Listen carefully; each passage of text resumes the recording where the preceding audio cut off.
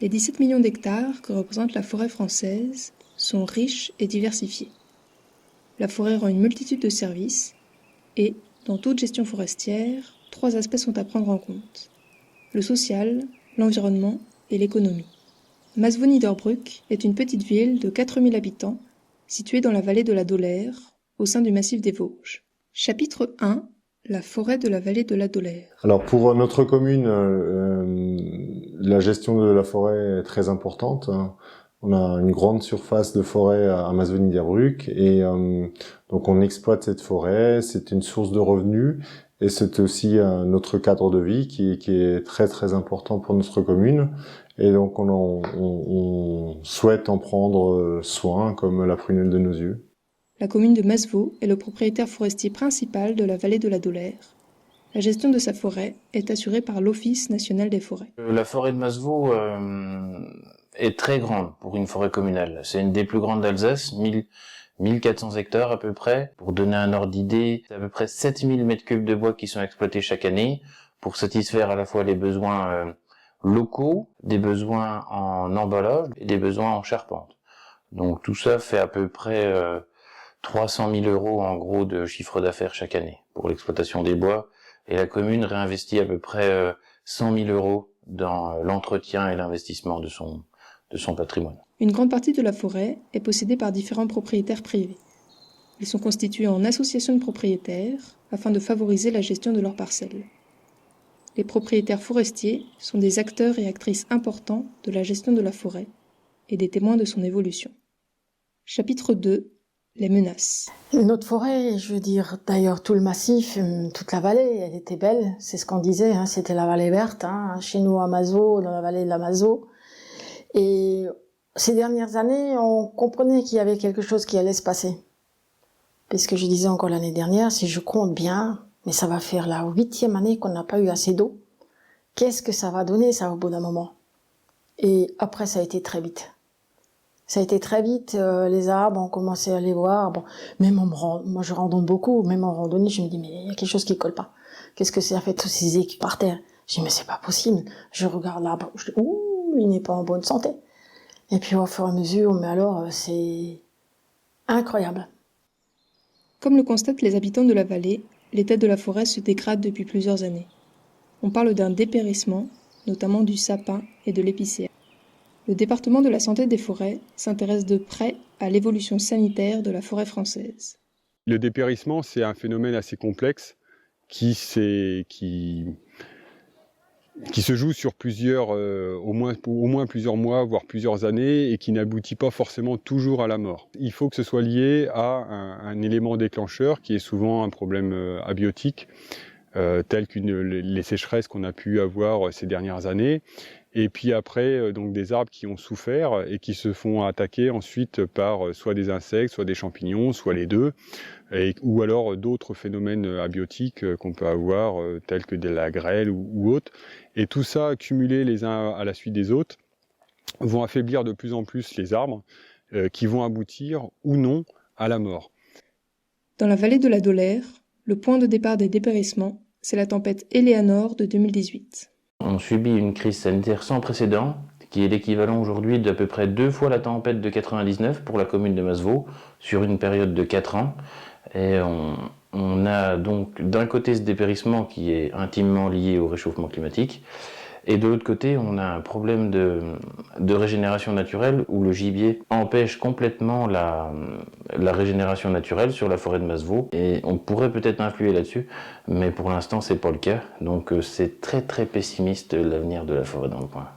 En Alsace, c'est la Chambre d'agriculture qui œuvre au développement de la forêt privée par conseil auprès des petits propriétaires. Mes inquiétudes par rapport à l'avenir, c'est justement le fait de reconduire peut-être des erreurs qui ont été faites par le passé. Aujourd'hui, avec les 3 années de sécheresse qu'on a eues, on assiste donc à des dépérissements de ces essences et à des reboisements derrière. Et j'ai peur qu'avec ces reboisements monospécifiques, on assiste à l'avenir aux mêmes écueils qu'on connaît aujourd'hui.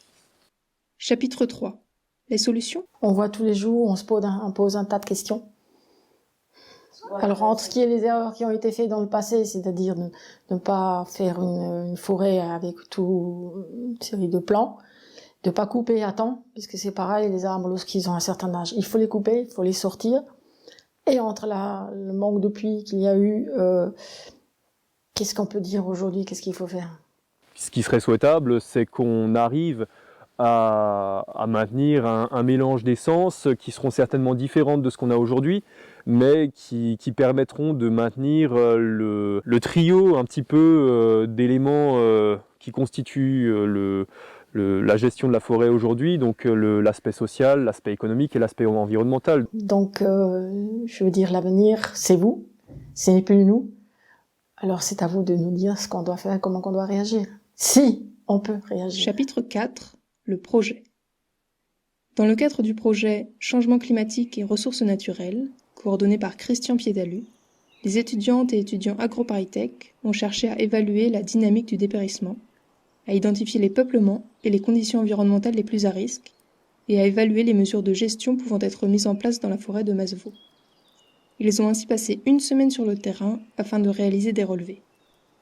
66 placettes en forêt publique ont déjà été couvertes par le projet étudiant de 2019. 92 placettes supplémentaires ont été réalisées en 2021 au sein des forêts privées. Les données récoltées ont permis de caractériser l'environnement de chaque placette, les arbres présents ainsi que leur état sanitaire.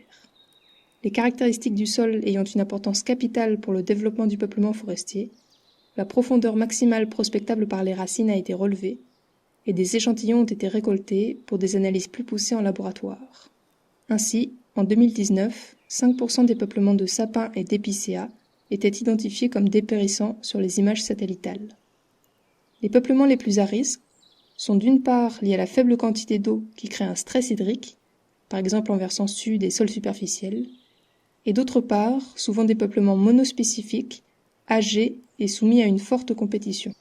Les dépérissements ont été accentués par une forte augmentation du stress hydrique depuis 2016, générée entre autres par des températures moyennes annuelles de plus de 2 degrés au-dessus de la moyenne.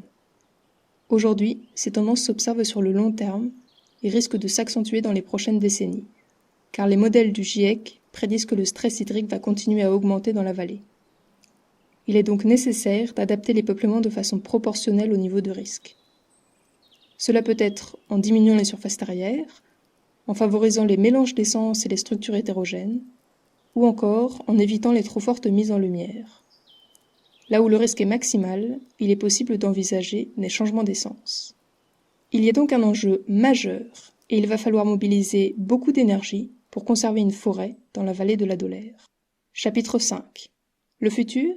Alors, votre étude va nous permettre aussi de recommuniquer au niveau des habitants pour que un maximum de personnes soient sensibilisées et au courant de cette problématique du changement climatique et du dépérissement de notre forêt. Je pense que vu l'urgence et vu l'importance de ces questions, il n'y a qu'en mobilisant vraiment l'ensemble des forces des organismes et des volontés qu'on pourra arriver à des réponses à la mesure de l'urgence climatique et du réchauffement. Pour moi, le maître mot là, dans les années à venir, les mois à venir, c'est la diversité et ne pas précipiter les choses. Laissons le temps au temps et même s'il il y a des choses à faire, il faudra faire des choses parce que ça va changer et il y a vraiment des choses à faire. Mais prenons le temps de réfléchir.